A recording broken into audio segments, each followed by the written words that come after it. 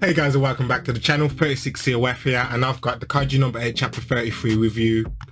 So without no further ado, I want to get into it because this chapter, well, we see the aftermath of Kafka's let's say his outburst, or more I should say his heroics, the fact that he did help save the third division defense force from the kaiju bomb.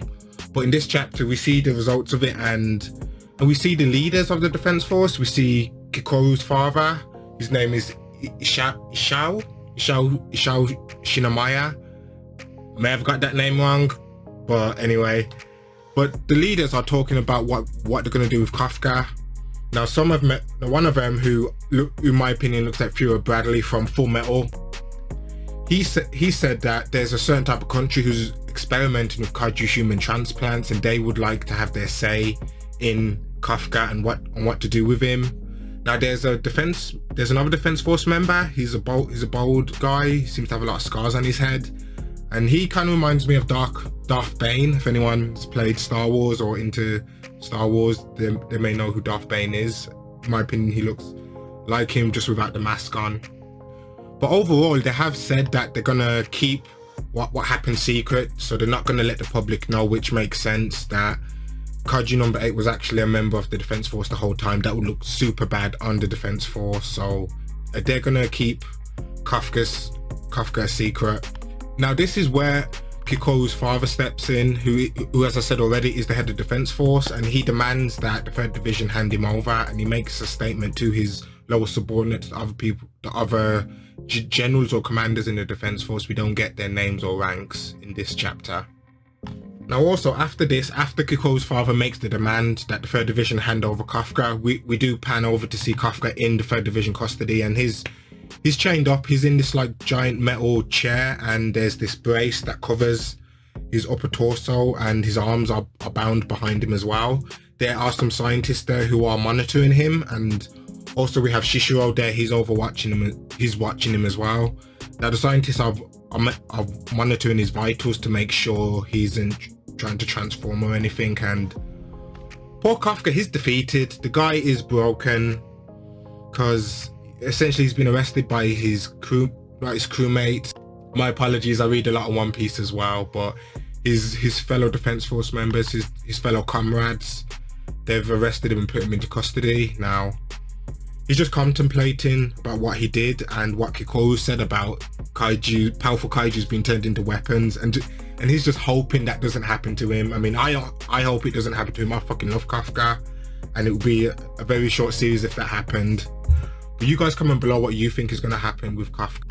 I personally think that they may have him under strict supervision by maybe another defense force member who we haven't met yet. So he may be under some sort of house arrest, but based on the severity of it, they may go for a more severe punishment. But we'll wait and find out. You guys comment below what you think.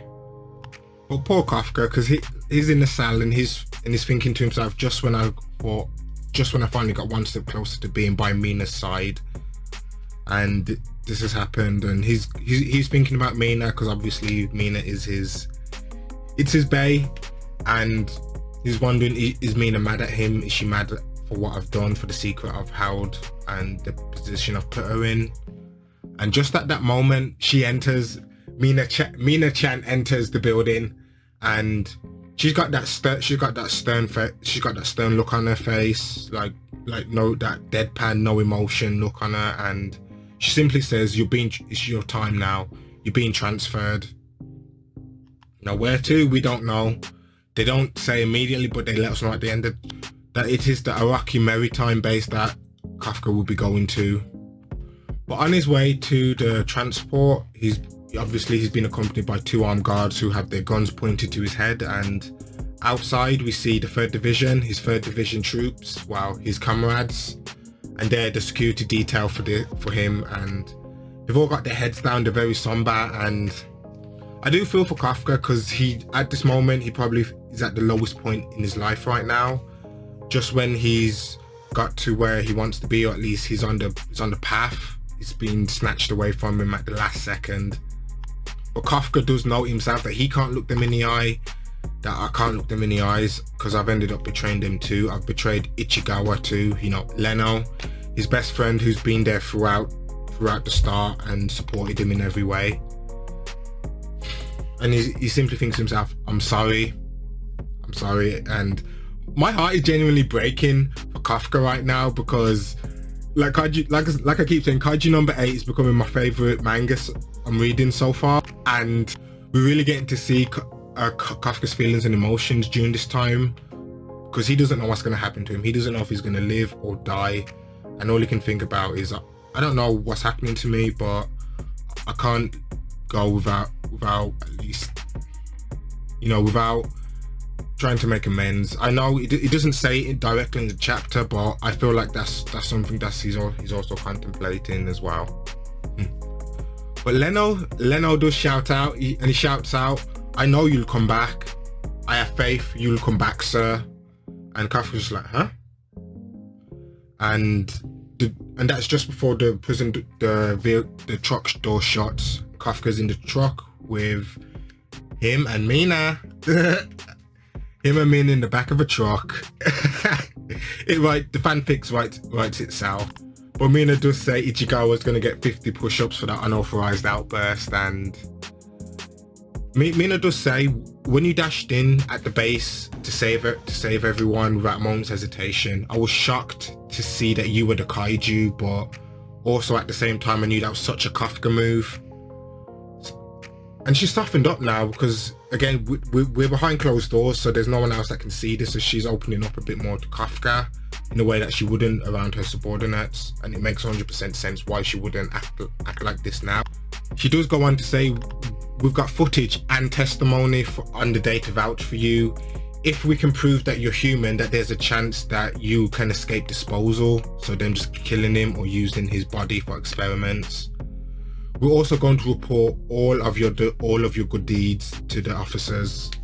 As an officer, she can report all his good deeds he did as an officer, which includes the vital information on the kaiju's physiology and the best way to defeat them, because Kafka has helped a lot in that due to his previous experience being a kaiju cleanup crew member.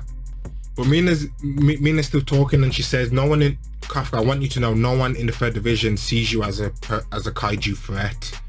And she tells him that he'll be transferred to the Araki maritime base to ensure that civilian safety is at its max.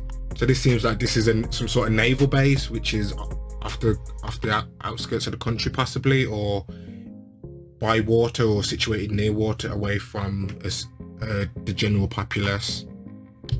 And I mean, that's pretty much the end of the chapter, guys. I mean, the only other thing I have to say is that Kafka does ask Mina, can I still stand by your side?